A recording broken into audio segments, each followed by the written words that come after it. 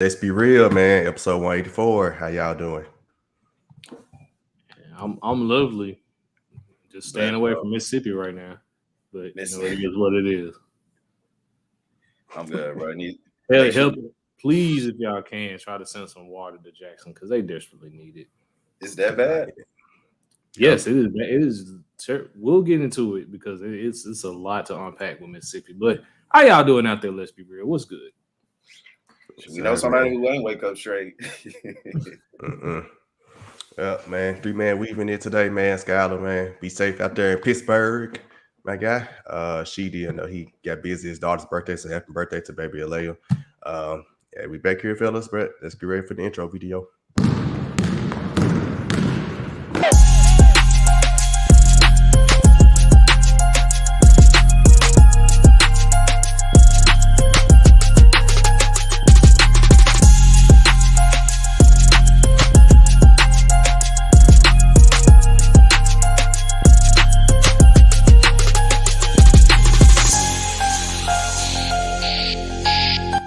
Let's be real. Yep. No, we was out for a week, but we're back this week with none other than Tunica Trevor. Good old Tunica Trevor. What's good, everybody? So last week was null and void because we didn't record, so I didn't get a chance to make any picks last week or put anything out. But from the previous week, I had a pretty decent week going 2-1 with my 3 games that I had picked for college. Came down literally to a blocked extra point, which prevented me from having a perfect weekend. But, it is what it is. What is greater than what if. And as far as the win totals for our respective teams, we will touch on that at the midway point of the season. All right, so just going to get right into it. For my 2 college picks for the week, first and foremost, I have the Oklahoma Sooners as a 10.5 favorite over Nebraska. Of course, Nebraska just recently fired their coach, Scott Frost, after starting, I believe, 0-2 this season. So they have their interim coming in. Oklahoma's, of course, having another decent start to their season, being Oklahoma. I think 10.5 is a pretty decent spread for them. It was at 13.5. It was at that much. I mean, it's still 2 scores, but they're dropping to 10.5 just lets me know it's pretty much within their good range for Oklahoma. I expect Nebraska to come out, play for pride, play for their new coach, and probably keep it interesting, but I think Oklahoma pulls away late. So give me the Sooners at 10.5 as a 10.5 favorite over Nebraska. My next college game and potentially an upset of the week, I got the Miami Hurricanes, the U, as a 7-point underdog against Texas A&M. Of course, Texas A&M coming off that horrendous loss at home to Appalachian State. They're now going into a new quarterback after the first 2 games of the season. Miami looks good thus far. I wouldn't be surprised if Miami won this game, but a touchdown underdog, I think, is a decent go around for the Hurricanes here. So give me Miami as a 7-point underdog today against Texas A&M. And shifting things over to Sunday for the NFL, I don't know why. And I hope my brother in Pittsburgh brings good luck because, of course, anytime he goes to a game, their respective home team is undefeated. But I don't know why the New England Patriots are a 2.5 favorite in Pittsburgh against the Steelers. Yes, I know T.J. Watt is not playing. I know T.J. Watt is going to be out for quite some time. But nothing New England did last week against the Miami Dolphins really told me anything that they can go into Pittsburgh and actually win this game. Yes, TJ Watt, again, is out, but I think this defense is still pretty formidable, and I think they can get to Mac Jones. And of course, Mac Jones is still nursing that bad back, and Matt Patricia is still calling plays on offense. So give me the Steelers actually as a 2.5-point underdog in Pittsburgh against the Patriots. I just think that's just too good of a bet to pass up there. And, of course, another sure thing, coming off a loss last week to the Pittsburgh Steelers. Give me Cincinnati as a touchdown favorite against Dallas. Unfortunately, Dallas lost Dak Prescott. Of course, he's going to be out for quite some time with his hand injury. I think the backup name is Cooper Rush, if I'm not mistaken. Not much really to expect from him. Didn't really see much of him, so I really don't know. I expect Cincinnati to have a bounce back game after blowing that game against the Steelers last week. Jamar Chase is already calling out Trayvon Diggs, so I expect something interesting there for this primetime game of the week. So give me Cincinnati over Dallas as a touchdown favorite. So I'll do something new today. I'll go with my player prop of the week. If you didn't want to bet on the games, you could. Here's a good player prop. Give me Aaron Rodgers to go over 248 yards passing today against the Bears. I think after last week against the Vikings, after everyone's talking about that missed touchdown drop, pretty sure he got into his receivers in practice this week. Yes, the Bears had that huge win at home against the 49ers, but it's the Bears. They're still in shambles. And then they had the weather on their side of that one. So in Lambeau, give me Aaron Rodgers to go over 248 today in passing yards. And the best local bet for the week, if you just want to stay home in the great state of Memphis or in the state of Tennessee, honestly, truthfully, give me Akron as a 47.5 point underdog against the Vols. I'm not picking Akron to win against the Vols. I just don't think the Vols will cover that spread at 48 points. I think the Vols take care of business early, and then they pull their starters in the fourth quarter as they start to rest up to get ready for the big game next week at Neyland against Florida. So to kind of wrap this all up, my 4 games for the week, Oklahoma, 10.5 point favorite against Nebraska. Miami, 6.5 point underdog against Texas A&M. The Steelers, a 2.5 point underdog against the Patriots. The Bengals, a touchdown favorite against Dallas. If you want to do a player prop of the week, Aaron Rodgers over 248 yards passing. And if you want to keep it local, take Akron as the 48 point underdog against the Vols. So, questions, concerns, comments on these picks? I think a little too late. I think my dad already took that over of Tennessee beat Akron by 47 or 48. I think he asked me about it yesterday. I think because honestly, what I think was going to big. happen, Tennessee's going to jump on them early, and then they're going to pull their starters, and I think Akron gets either a touchdown or a field goal late to kind of mess up the spread. Yeah, I agree with that too as well. But I did see something. I told him go and take it because I saw they lost to Michigan State 52-0. It was 52-0. I was like, Michigan State, a Big Ten team can do that. Tennessee should cover the spread. But to your point, the thing about spreads is that like it be those backdoor covers. Like I picked the Chargers at 4.5 the other night. They scored the touchdown late in the game to get under 4.5 to win the bet. So stuff like that always happens. I would say it'll be like some of a backdoor type of thing to cover. So that's why I took Akron there. And if you're looking at for Memphis, Memphis is a 2 touchdown favorite today against Arkansas State. Just for those wondering about the Tigers. Yep. We got a comment, of course, man. What up, Ryan? He said, what up? What up, Ryan? What's good? Ryan, pleasure to meet him too. I met him last week at the Mr. Titans event. So definitely a good event. And speaking of Titans, let's go to NFL Week 1 overreactions. So to just try and limit it, let's just stick with our favorite teams. I guess I can start first since I actually was in person to see my team do what we normally do. Overreaction for me is A.J. Brown wanted out of Tennessee, and it had nothing to do with money.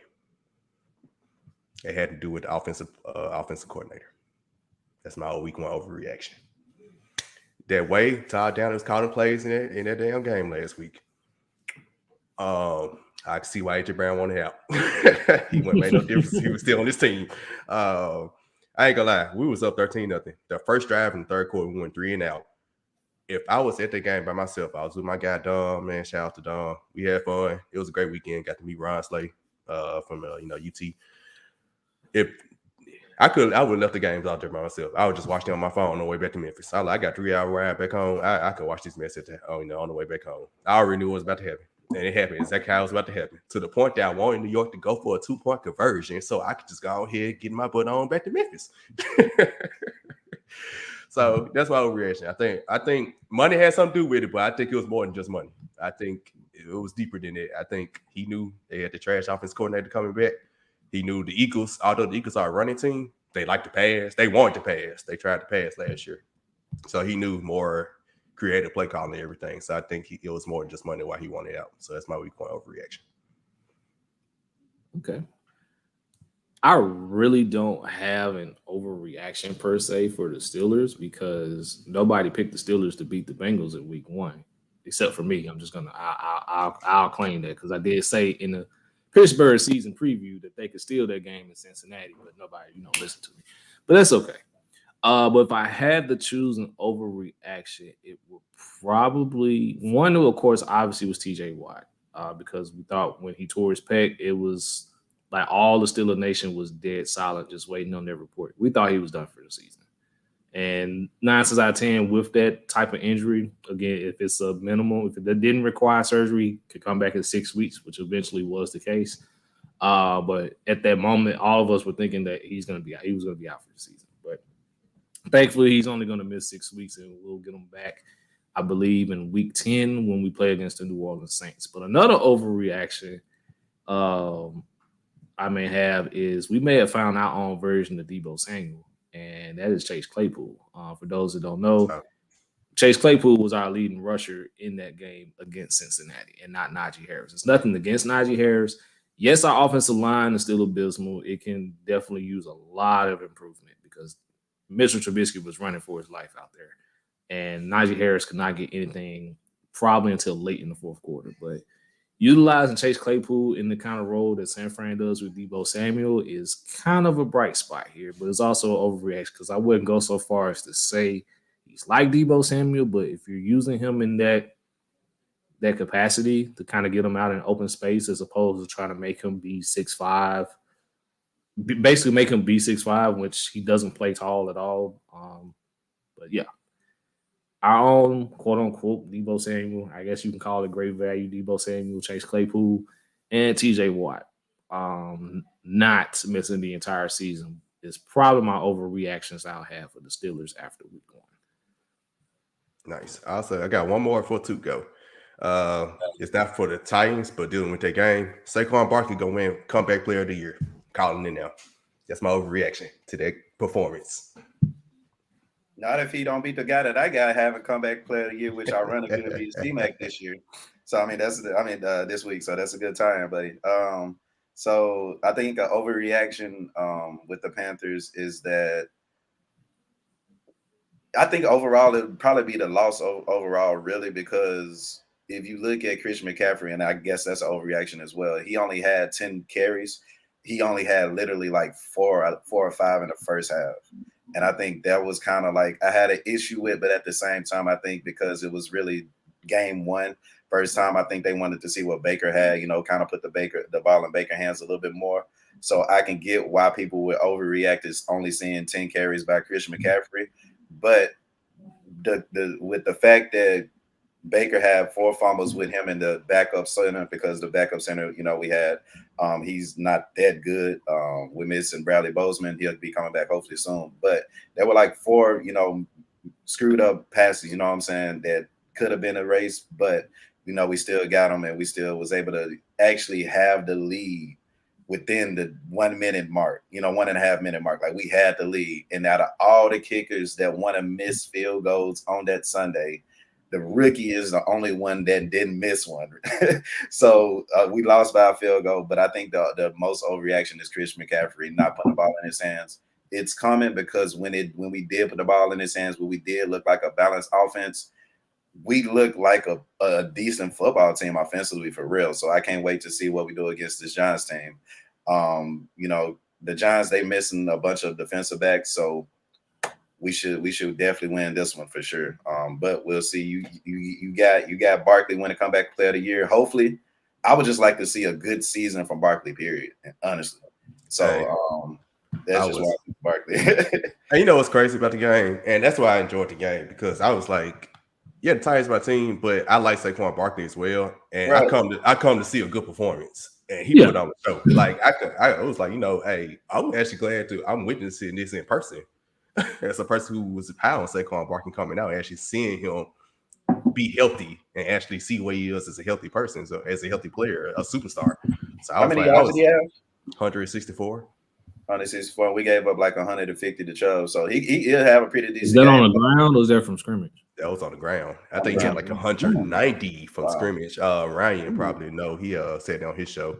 Ryan also said the same thing about AJ Brown, what I just said earlier too. So great minds think alike. But yeah. Okay. So they're running probably get off, but I like the fact that we only held Amari Cooper to like 40 yards too. Like J.C. Horn did a really, really good job on Amari Cooper. So I'm excited.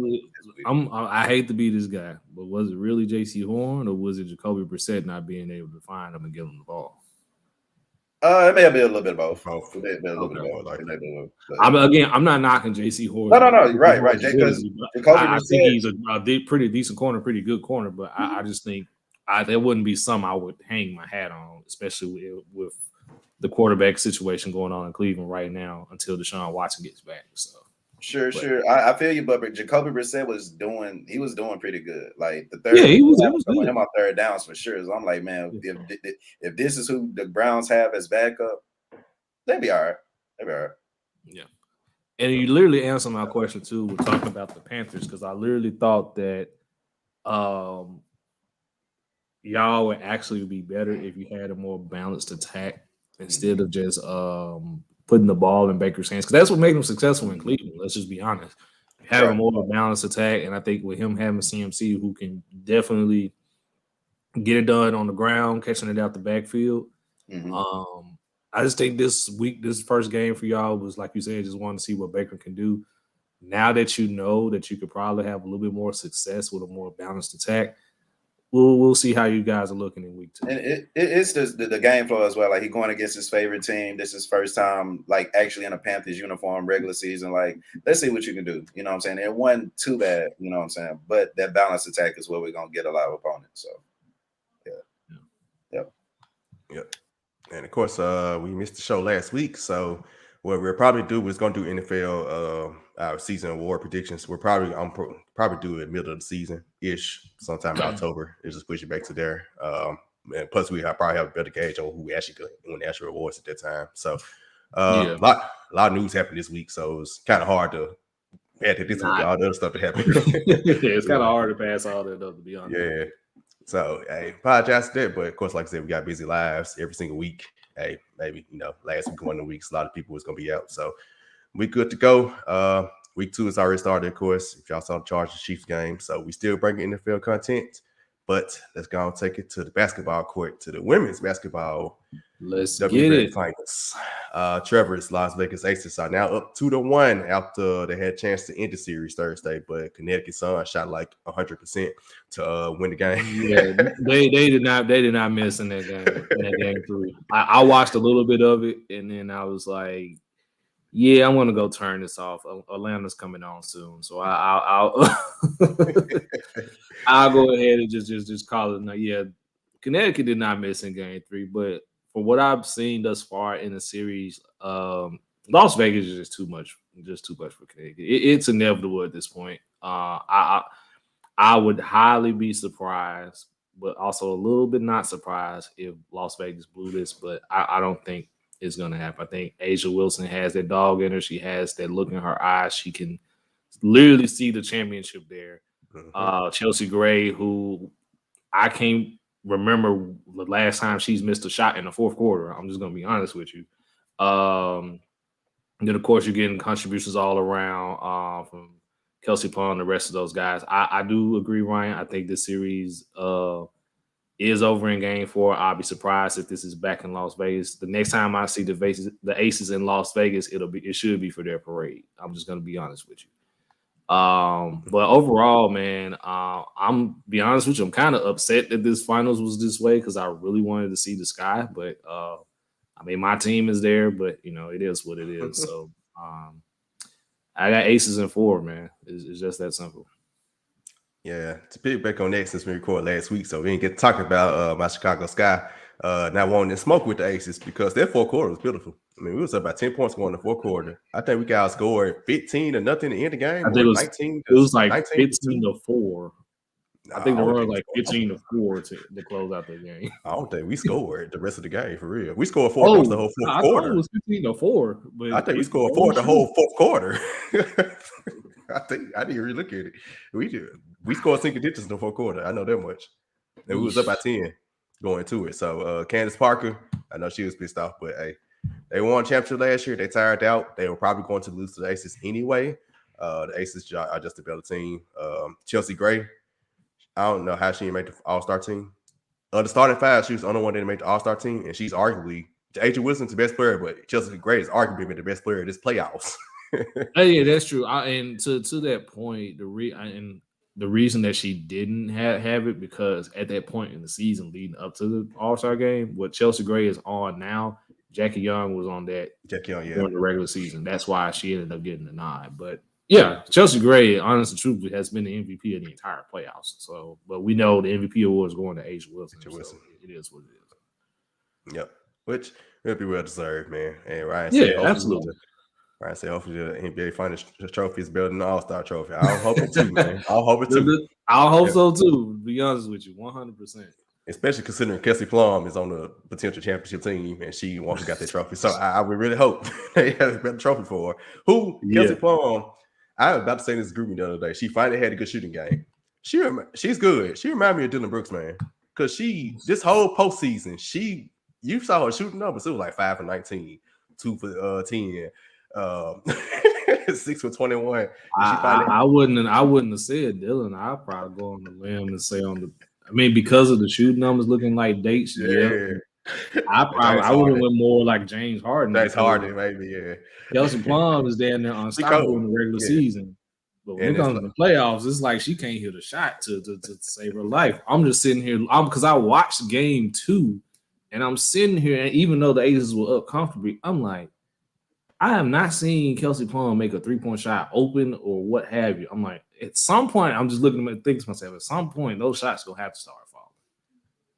So let me ask y'all a basketball question real quick because y'all definitely watch the WNBA a lot more than me, and I'm looking at the box score, and what I'm seeing is the Aces starters. Like y'all just gave them a lot of props, but I'm also seeing that literally one player on the Suns team have more than the bench for the for the Aces.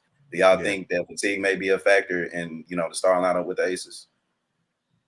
So the Sun don't necessarily go that deep as well. They are a little deeper than the Aces, but they're not I think both. Once you get to postseason, your starters are playing. Your rotation shrinks in the postseason. You're probably not playing no more than eight people in the playoffs.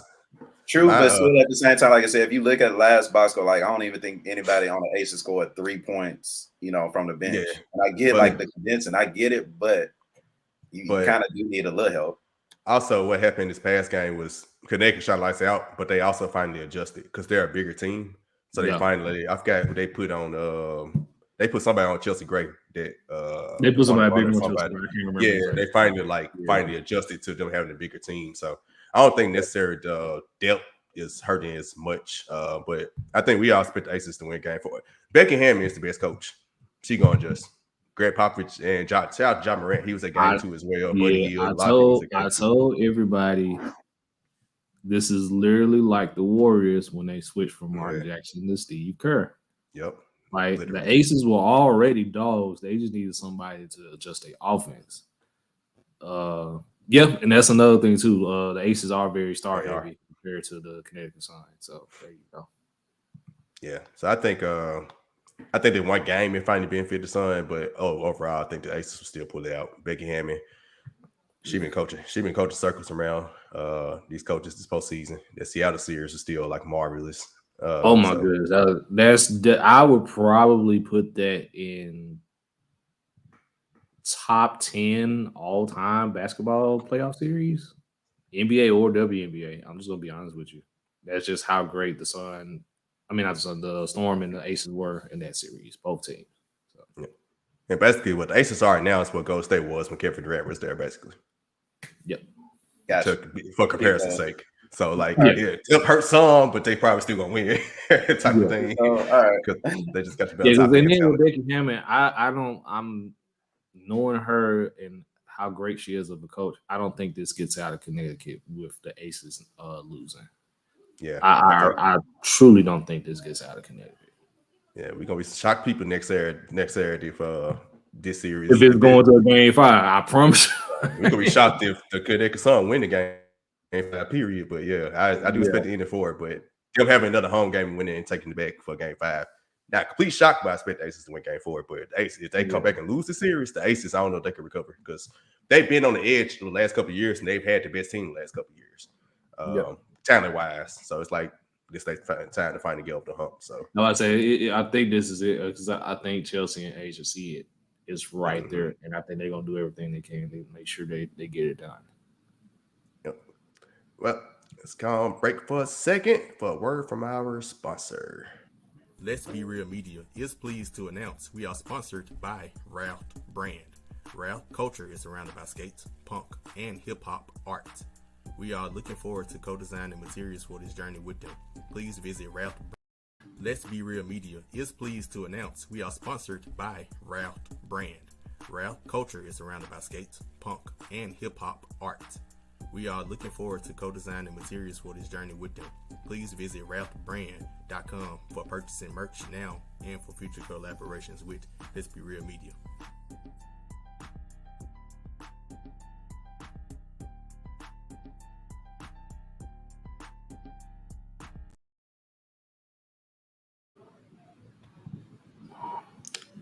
All right, we back, man. As y'all always know, follow us on Twitter at LBR_media. Listen to us on YouTube, Spotify, Apple, Google, Stitcher, wherever you want to listen to us, any podcast platform. And of course, we're live on YouTube every Saturday morning. And sometimes during the week, I drop a video like I did that college football week 1 recap a couple weeks ago. Planned to drop another video this past week with the Titans, but I had sinus congestion all week, so I wasn't able to get it dropped. But expect more content in the coming weeks. But time to get some serious topics. Like we said, let's be real. We get into the real on this show. Took Robert Sarver, what you got? Yes, sir. So we're gonna keep it official for right now. Recording according to CNBC, NBA suspends Suns owner Robert Sarver for a year over workplace harassment, racial slurs. He was fined $10 million, and the investigation review included more than 80,000 documents relating to service conduct within the organization. It's gotten to a point where now their sponsor, PayPal, pretty much said that we will not be, supporting the Suns if Sarver's owner next season. So essentially, in my opinion, we're going to be looking at new ownership for the Suns within the next year or so. Trev, what's your thoughts, bro? Yeah, 100%. I just feel that in this case with Robert Sarver, it's nothing more than just white privilege that's rearing his ugly head. Robert Sarver just feel that because he owns the Suns, he signs the checks, and he's just an old white guy that he can just do whatever he wants for what reasons I'm not sure. And it hurt so much because the Suns were really on the upswing as far as finally becoming a contender, because there was at one point people were calling for him to sell the team because back, I think a couple of years back, he was kind of plotting to try to get the Suns moved to Seattle if they didn't approve on his new plan for a new arena or something like that. So he's had his hand in some dirt with the Phoenix Suns for quite some time. So I don't really think that the year suspension and the fine does any justice for him, because he's just gonna go back to doing what he's been doing the moment he's cleared of all of this. So that's why I feel that the Players Association is going to step in and probably try to get something else done, similar to what happened with Clippers guy. I can't remember his name at the moment. So what? No, I would say the Clippers. Oh, Donald Sterling. It just hit me. It just hit me. So yeah, Adam Silver in the NBA kind of dropped the ball here. And I find it, I hate to be devil's advocate on this, but I find it oddly convenient that this is coming up now because 2024 will be here soon, which of course will mean the end of the CBA. And you best believe with what's been going on with the players and what's been going on with Robert Sarver, there's going to be some tension when it comes to them negotiating a new CBA, which could potentially lead to another lockout. And this is not pretty. So if I'm Adam Silver right now, I need to get this whole thing under control with Robert Sarver. At this point, force him to sell the team, because you even got the minority owner who's basically second under him as far as owning the most shares in the Suns, calling for his job. So we can only just hope and pray that Adam Silver and the NBA can work with the Players Association to come to some kind of resolution. It's kind of weird that you have to force an owner to sell the team, but at this point, it is what it is. We've seen it happen before with Donald Sterling with the lifetime ban and everything. So I wouldn't be surprised that within the coming months that this is the same fate that happens with Robert Sarver. I think before you go, Shark, I think, and to answer Ryan's question, I think that there are, protocols, corporate, the NBA is a legit business now. You do have to do certain, paperwork and all that BS, but I don't think the NBA dropped the ball per se. I think they did what's the most they can do for right now, which is the max fine is $10 million. The best extension, I guess right now will be a year. So the NBA did what they can do within their sense. But you also got Chris Paul, who's past president of the, Players Association. Baby, I said, yeah, that's So, and now you got it to where the money's starting to hurt. So now I think once the league gets the 3/4 votes from the owners, because they do got to go through that protocol. So I think within like the next year or so, we'll hear about new ownership for the Suns. But I think right now the NBA literally can't say we're going to force you, to try to sell your team, because that's, you messing with people's money and lifestyle at that point too. I mean, it's not really messing with money and lifestyle. It's like, bro, is going to get a he's gonna get a bag, but it's still like bag for selling the team, and then he's just gonna fade into fade to black, just like Donald Sterling. As he should. But I'm saying, if you're an owner of a team and you want to keep your team as long as you possibly could, regardless of if I'm a dickhead or not, like that's still his quote unquote team. Yep. And I kind of lean more towards too as well. I think I was leaning more towards how Trevor felt with earlier this week, but I also on the other hand was thinking like, what more could you really do? He is the owner of the team. He works for the owners. So it's kind of like your hands are kind of tied for so much you can do. Yeah. And I was trying to remember exactly how they did get Donald Sterling out. And so I was thinking like, I understood like, oh, they could have did the same exact thing, but maybe it's different circumstances this time where they couldn't do the exact same thing. But like Tuke just said, maybe it's better. I think with the Donald Sterling thing, he actually said his words publicly. Yeah, they called. Yeah, it was voice. Yeah, there we go. I mean, yeah. Then he had all the other stuff going on with him too, with the housing discrimination thing, and all of that. But to answer Sharky's question real quick, it was kind of what Tuke just mentioned. How they got Donald Sterling. Like Adam Silver had a meeting with all 30 owners, and they all came to a vote to whether or not they wanted to kick this guy out. Because you got to remember, in sports, the owners are the ones who employ the commissioner of the NBA to do the job as commissioner. So I wouldn't be surprised if it was a similar case to where they have another meeting and have all the owners vote on it. And I believe, to Tuke's point, I think if 3/4 of it passes, say that we want to get him out, then they're going to kick him out. Yep.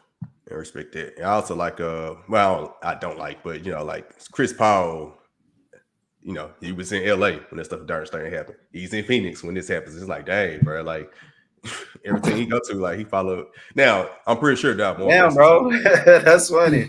I'm sure there are more worse owners. There are owners that are just like them. Probably all the other teams, but I need to find. We need to find a candidate for Sharky here. We got Conspiracy 2, Claiborne, Trevor, and we need another one. We need one for Sharky because that women with the Sharks.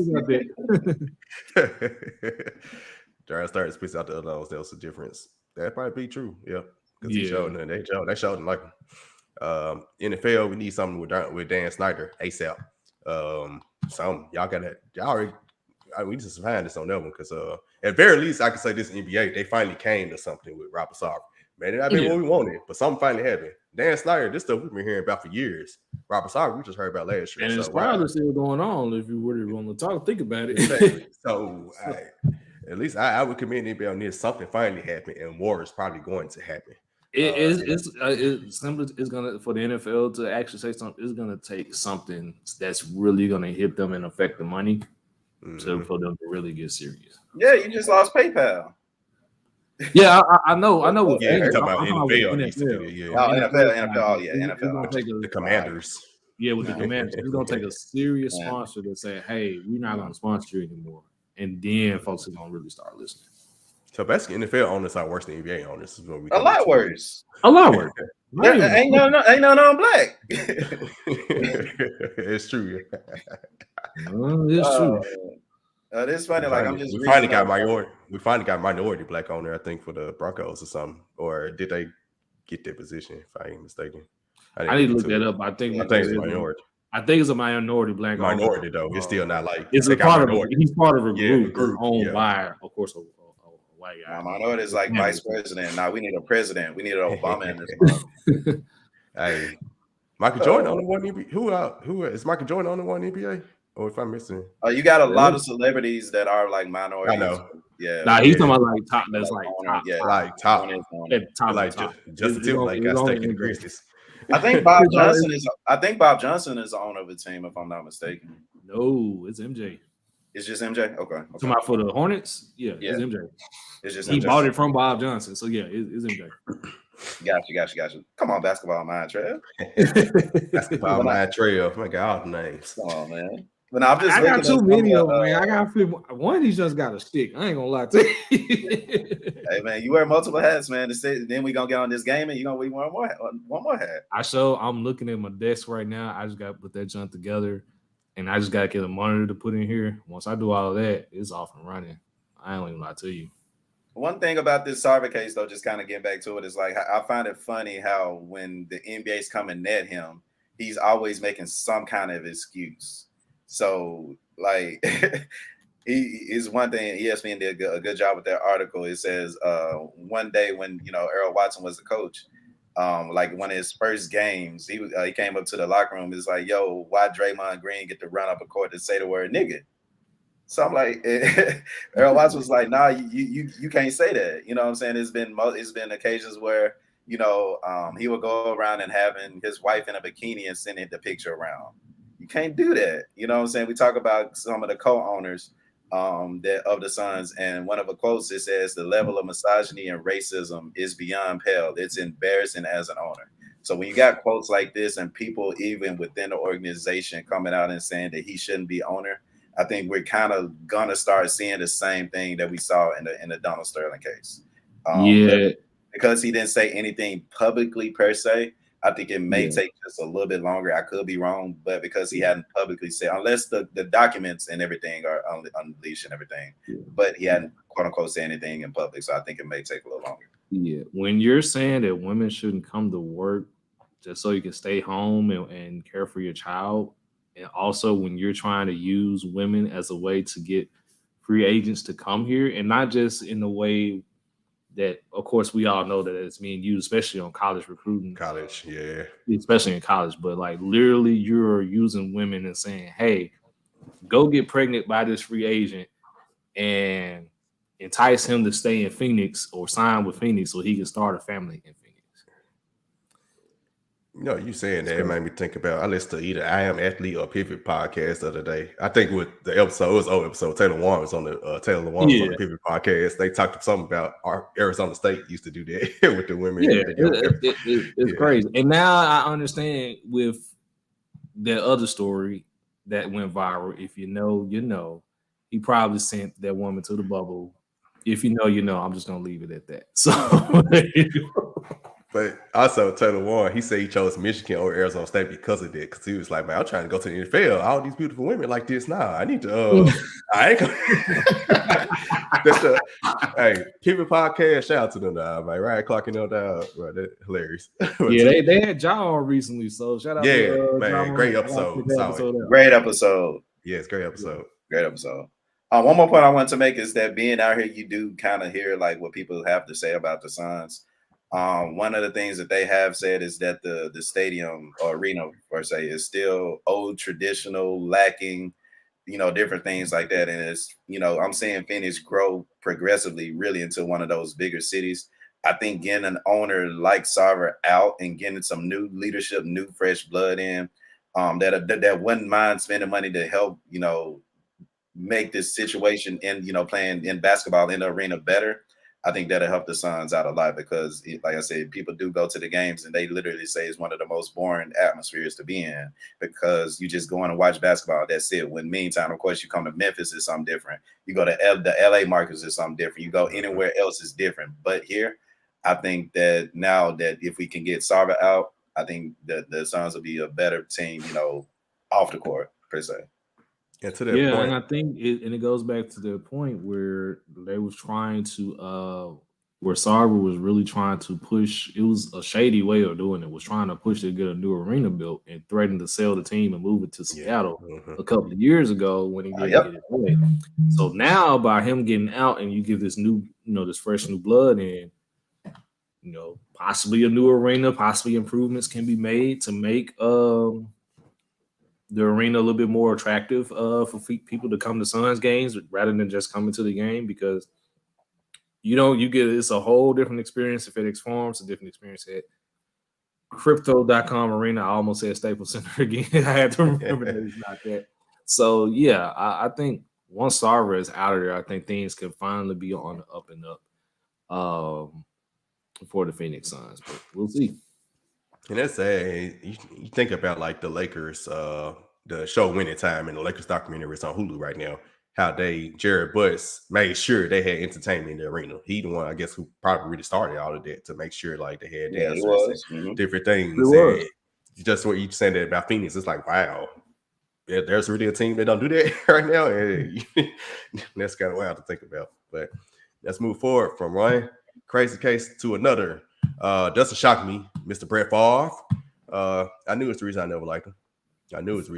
So what happened with him specifically? Like I'm still kind of lost on this one. He stole it with Trevor.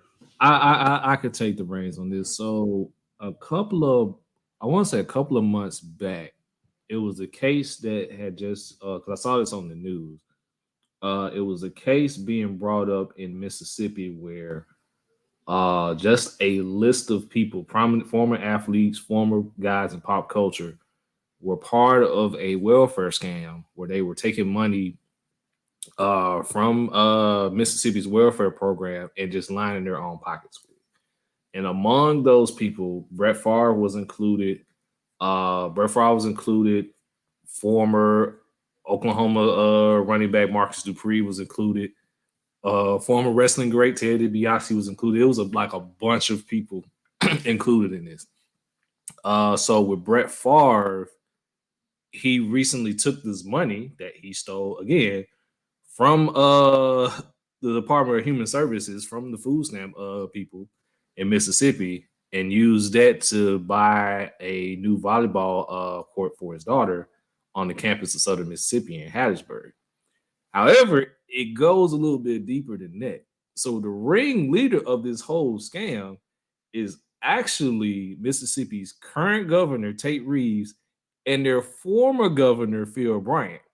So essentially, when all this news broke and everyone's pointing their fingers at Brett Favre, I'm like, oh, they're making Brett Favre be the fall guy here because the governors of Mississippi been getting over. They've been stealing.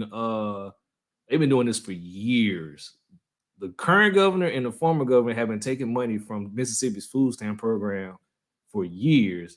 And now you're wondering why the state capital of Mississippi, Jackson, which is 80% black, now you're wondering like, wow, why can't Mississippi, or why can't the government just like fix this water issue that's going on in Mississippi? Now you know why, because they're taking money from the food stamp program and lining their own pockets with it. And Brett Favre is just being set up to be the fall guy. Again, I never liked Brett Favre. I knew it was always something about him. Of course, he's had his issues and things of that nature, but I know a fall guy when I see it. And I did my research on it. So, yeah. And this is going to continue because what's going to happen is the feds are going to tell Mississippi, like, hey, what's going on? You need to investigate and see what's going on. So basically, these two former governors are just going to investigate themselves. And they're just going to be like, all right, Brett, we need you to take the fall here. And we're just going to keep this whole thing moving. That's pretty much what we're at. The poor state, exactly what Ryan just said. It's wild. And like I said, Brett Favre, he got $6 million for the new stadium. You know how much money he made? I don't know exactly how much money he made over his career, and he still got these copy feed commercials. He got text messages that can put basically what came out this week was the text messages that he have with the governor, former governor, that came out. So like Trevor said, it's kind of setting for him to be a fall guy, which he should serve some time for this, and we're gonna see if he actually does serve some time for this, because as we know, and people say on social media this week, our people asking color, fighting dogs and kneeling for the national anthems. You know, they stuff happens to them, but you know, people actually steal the money. When you're on when the own governor or your state prefers one city in the state over another, and this has come out Tate Reeves' mouth. He's like, it feels really good to be in Hattiesburg, but not so much to be in Jackson. Again, Jackson, Mississippi, the state capital of Mississippi is 80% black. So do that what you will. And also, when confronted about the whole thing, when it came to Brett Favre's getting the volleyball court for his daughter, he was like, well, I don't know why Jackson State is getting a new stadium. I'm like, but Jackson State is doing this on their own. Like Deion Sanders is literally taking money from his own pocket to try to build up Jackson State. Something that you could do, but you know, you're too busy taking millions from the food stamp program and just putting that in your own pocket. So I mean, it's crazy. And I've been to Hattiesburg, man. That's what the city they prefer. Well, that's I've been to Hattiesburg too. It is not much to jump home about. Like, I understand if it was Oxford or again Jackson, but Hattiesburg is what Jackson, Tennessee is to Tennessee to Mississippi. In my opinion, that's what it is. It's Jackson, Tennessee. What Jackson, Tennessee is to Memphis. Hattiesburg is about the same thing, about maybe out and a half, 2 hours away from Jackson. It's like that. Damn. I don't even know what to say. I had to like bring it all home because I think if you just look at it straight from what's been coming out with Brett Favre, you wouldn't get the full context of it. Like this has been something that's been going on for years.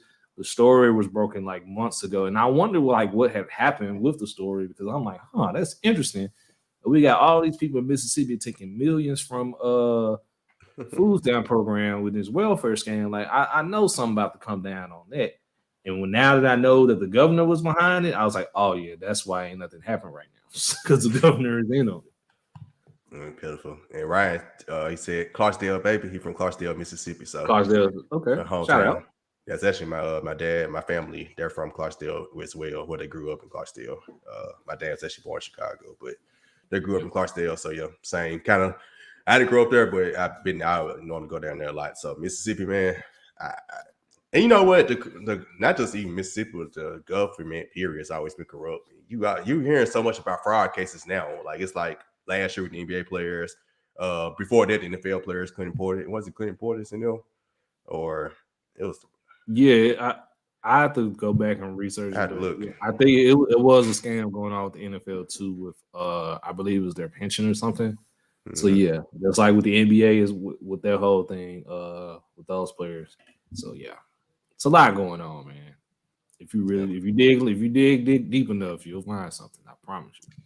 Just let you know how many selfish people there are in this world, man. But that's why we're here to give you the news. Shout out to Trevor, man, for doing in-depth analysis. I tell you, man, that was I had to put 2 and 2 together because because when everything came out with Brett Favre again, I thought back to months ago, like I'm literally at work and it just so happened to come up on the news, and I'm like, damn, a welfare scam going on in Mississippi. I'm like, what's going on here? So now I know why nothing's been done about it in all this time.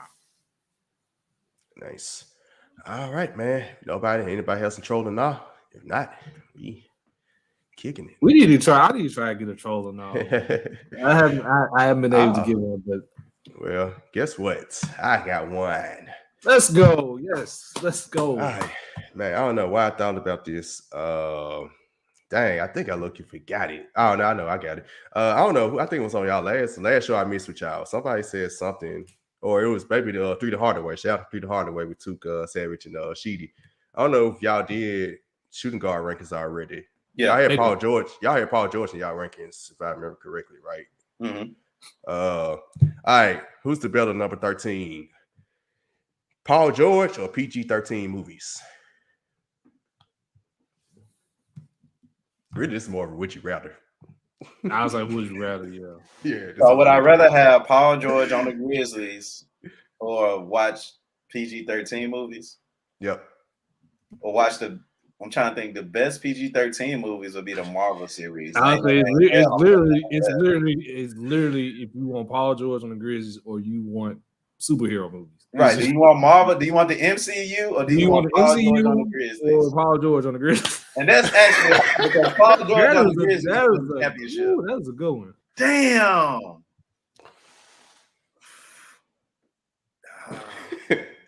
I thought it was PG-13. I like which PG-13 you like, brother. Paul George? Like people like it's harder if you really think about it because like Paul George on the Grizzlies would mean a championship kind of essentially for the Grizzlies. Yeah, Paul George ain't no slouch. I ain't like I mean, yeah, he had that one. For the Grizzlies. Yeah, he perfect. Yeah, like he's had that. Let's be honest, we be clowning Paul George for basically his performance in the bubble. That's really just that, and that's just one season out of one season out of plenty where he's been tops in the league at his position. And again, his last season in Oklahoma City, he was literally a finalist for MVP with two bad shoulders. Let's just keep it real. His last time in the playoffs, Kawhi Leonard got hurt, and he still carried them to the West Conference Finals. I gotta bring it back, bro. This answers my question, dog. I gotta bring it back. I gotta bring it back, dog. This is gonna change my life. What caught the foot over? I think it's open and shut, man. We definitely gotta go with the PG-13, man. Damn, but Paul George on the Grizzlies. Yes, he did in that playoff series. Yes, he did. I will say that. As old as Joe Ingles is, he's getting something by everybody. I refuse to go back to that multiverse and revisit that series. That was just crazy. You got Paul George getting killed by Joe Ingles. You got Russell Westbrook just keying in on Ricky Rubio. I'm like, bro, Ricky Rubio dropped 20. Yes, but that's not gonna happen every series. Like, focus on this guy Donovan Mitchell that's like killing Melo right now on this screen and roll. Yeah, man. I thought about that like last week or so, man. That's a good one. That's a good one. Had to bring down. See, we need Skylar on this one. Skylar would have enjoyed that one. I actually got one. Let me see. I'm trying to keep on copying. Let's go. Which one? Would you rather a troller now? Troller now. Give me one second. Let me look this up real quick because I'm gonna.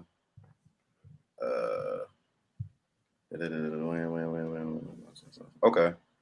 So just trolling all for trolling all purposes because we kind of haven't talked football a lot.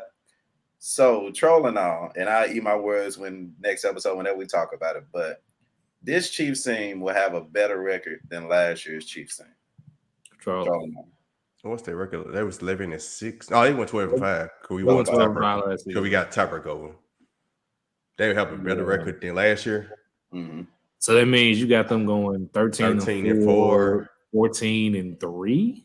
I say. I mean 13 and just overall. I say troll. I think they're gonna be to 12-5. Yeah, they're gonna be right back at 12-5 or 11-6 because that schedule is murder. That schedule is brutal, and I'm gonna be honest with you. Down the stretch, they're gonna miss Tyreek Hill. I'm just telling you right now because they don't have a number one. Like as I was telling people now, Juju Smith-Schuster is not a number one receiver. MVS is not a number one receiver, so they're gonna miss Tyreek Hill down the stretch. Yeah, we got to see it. We got to see it. But I think I may be prisoner of the moment. But like from what I'm seeing from him between the last two games is they did a thing. They did that thing. I'll say this: a lot of people are getting on them, although they won the game. They feel like the Chargers should have won. The Chargers always do that. They do that every year. I don't know why people surprised, but seeing the Chiefs win the game that way, like uglily, where they didn't have to score 40 points, 35 points, seeing them win the game like that, where you can get a key defensive play, that's kind of scary a little bit because they normally don't. When they get in those type of games, they lose them. And seeing them actually win a game like this, like, oh, they actually can win those type of games. They won a game off defense. Yeah, they can actually win the game. Yeah, but I'll give credit's due. It was a great play. It's the Chargers. I mean, but it was the Chargers. They do it. The guy that Justin Herbert was throwing to was tired. It's asking to come out the game. and you still ran a no huddle and threw a pass to him. Like, bro was like, after I gave Brandon Staley credit for actually kicking field goals and punting on 4th down, he actually wanted to still do some of this. You literally got up before y'all went back in this no huddle and was doing this. Like, yo, I need to come out the game. Y'all rushed right to the line and threw it to him once again, and you saw what happened. So, but yeah, if the Chiefs can win those type of games where it's like real ugly, it could be scary for the AFC because it shows everybody that again they don't have to just come out and score 40, against everybody and either blow them out or just win a shootout with whoever. Yep. All right, man. That does it. I forgot to add it on. It'll be too late for everybody to try to look at the NFL schedule, but we'll start adding the NFL upset of the week. Each of us have our upset of the week starting next week. Maybe this week I just posted on Twitter, so y'all let me know who y'all upset the week is after this episode. Post it on Twitter. It's another thing I did. I'll announce mine. Be on the lookout for New Orleans possibly upsetting the Tampa Bay Buccaneers. It is an upset. It is. I don't even consider it. I don't even consider it an upset.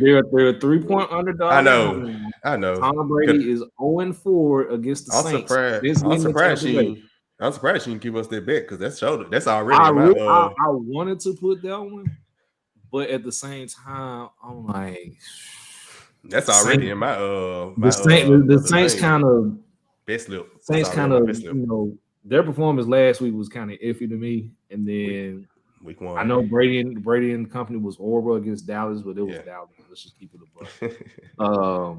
So yeah, I think if the Saints beat Atlanta comfortably, then I probably would have gone with that. The Jets beat the Browns. That's a lot of what I see. That's what I see a lot. Yeah, they got us. They got the Giants beating us. So I guess if you want one, take me. Take y'all favorite. Y'all favorite against the Giants. Y'all favorite to win. The Giants were the favorite to win. Oh, that's what I'm looking at. Pick y'all. So pick y'all. Let me see. Yeah, they got the Giants. Jags Colts. See the thing with the Jags Colts. A lot of these, the Colts ain't beat Jacksonville since 2014. So although they're not favorite, they ain't won. I wouldn't call it an upset. It's an upset, but it is. Yeah, I mean the same. It is. I'm calling it a possible upset because Tennessee plus 10. Tennessee over Buffalo is a true upset. But Tennessee do that. They lose to a bad team to beat a good team. They lose to bad teams to beat the good team. So it's kind of like, even there, it's like, yes, upset. It really is because how they hype me up Buffalo, but it's like, it wouldn't be that surprising. I definitely take Tennessee plus 10 in that game because most definitely. But yeah, we got a fun week 2 coming up. But of course, as y'all know, Free the Hardaway podcast for Took, Savage, and Sheedy. Y'all got y'all dropping like flies for these episodes, man. Shout out to y'all. Let's talk about it with Uncle Mike. He dropped a new one talking about Nick Cannon. Then Nick Cannon proceeded to have another child born and got 2 more on the way after this episode. So hey, shout out to Nick Cannon, I guess. Shout out to Uncle Nick. But remember, check us out, man, on YouTube live every Saturday. Episode is available afterward. We're 4 subscribers away from 100. Come on, y'all give us to 100, man. We've been battling. Gotta get us up 100, man. 4 more. We get to 100, man. I'm telling you now, shoot with us in the gym while we're in the gym because when the price go up, don't say I didn't warn you. Mm-hmm. Yep. Hit that notification button. Tell your friends, man. Send this out to somebody you love that know they love sports, that want to argue with us, agree with us, disagree, whatever. We take it all. We take it all. Big pause, but we'll take it. For sure. Of course, listen to us on any podcasting platform. Rate us on Spotify and Apple Podcasts, and hit the notification button when you subscribe on YouTube as well, so you can get notified when we do go live. Remember to follow me on Twitter at @DAONE_P Shark. Yeah, I'm at the Art of Trevor on Twitter. That's my starting 5 stick, so I'm not going to do that. But yeah, I'm at the Art of Trevor. And I'm at Tab Shakir, man. Appreciate y'all rocking with us. Yep, for sure. Go follow other members, _Skylito. It's really Sheedy. What's Savage Twitter handle? M Savage 901. Savage 901. Okay, I didn't know if he changed it. Well, yeah, it's M Savage 901. Uncle Mike is in Uncle_Mike. Uncle Mike. I'm gonna make sure I get this right. Coming episodes. I think he had like a 63 to his too. 63. There we go.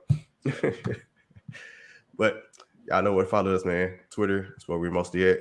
I will be live on my guy Jason Fearman's show for a Jeopardy episode in about 30 minutes at 11:30 Central. So check me out live. I think it'll be live on the 33 Podcast Facebook. I'll double check and post it on my Twitter page. So till next time, peace. Peace.